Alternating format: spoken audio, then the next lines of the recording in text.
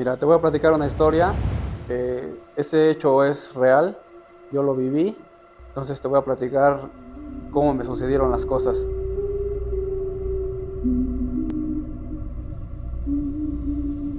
Eh, Mi papá tenía una fábrica de mochilas y donde nosotros se producía todo ese tipo de mochilas, pues era un cuarto muy pequeño donde vivíamos por el lado del sur, por balcones del sur.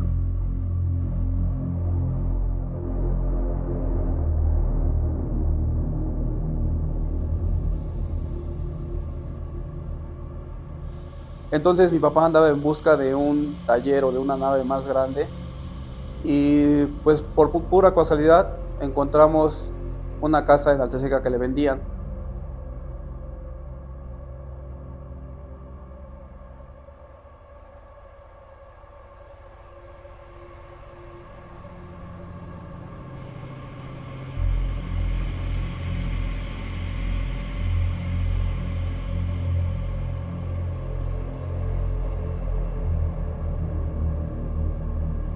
Tenía un terreno muy grande y una pequeña construcción.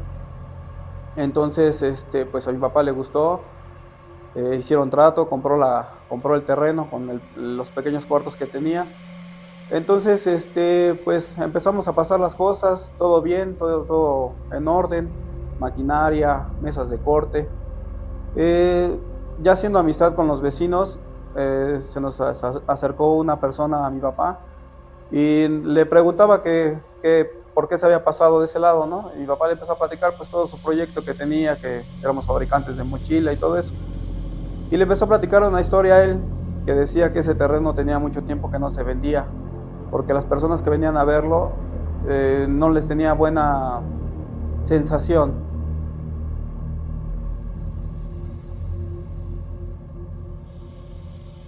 que sentían escalofríos al estar en ese terreno.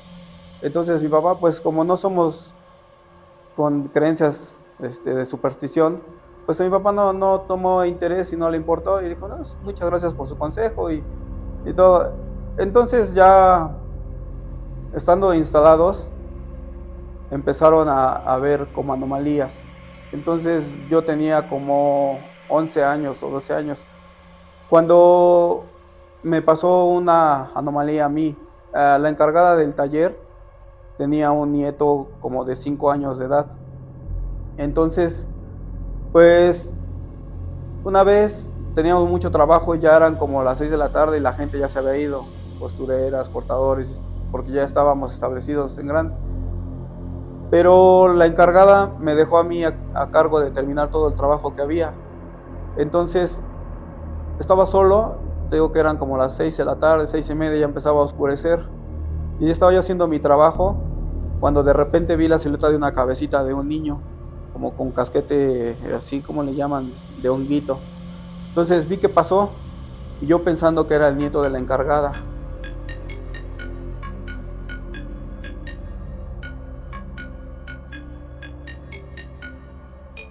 Entonces, pues había un cuartito que habíamos puesto como oficina y ahora sí que fui a seguirlo. Pensé que ya había llegado la señora. Empecé a gritarle al niño por su nombre, se llamaba Juan. Entonces le llamé varias veces y no me respondía. Entré a la oficina y grité el nombre de la persona que se llama María, la encargada, y por su nieto. Y nadie, todavía abrí la puerta y me asomé y no había nadie. Entonces, buscándolo, pensando que a lo mejor estaba jugando o que me querían espantar, me metí a otro cuartito donde era el acabado. Y de repente escuché que se cayeron unas tijeras, como si alguien estuviera trabajando y las tiraron al suelo. Entonces salí a ver y no había nadie, pero las tijeras sí estaban tiradas. Pues ya no se me hacía gracioso, ¿no? Pensando que me querían espantar o que me querían hacer una broma.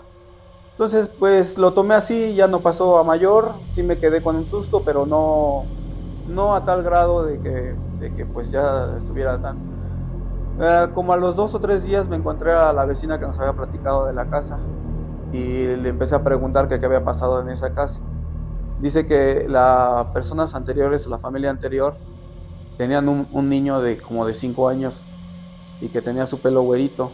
Entonces dice que salieron a trabajar, trabajaba el papá y la mamá y salieron a trabajar y dejaron al niño por un instante, la mamá que fue a hacerle comer. Cuando dice que regresó ya no lo encontró, que lo buscaba y no lo encontraron en un buen rato. Pues localizaron al señor y todo y llegaron y el niño se había ahogado. Cayó en la cisterna, dejaron abierta el hoyo de la cisterna y cayó. Entonces, pues yo preguntándole con curiosidad a la señora cómo era, pues tenía el niño como 5 años. Y dije, no creo que sea el niño que me haya espantado. Yo pensando que llegó la encargada y le comenté. Me dijo, no, pues yo no he regresado. O sea, yo no había venido, no traje a mi nieto.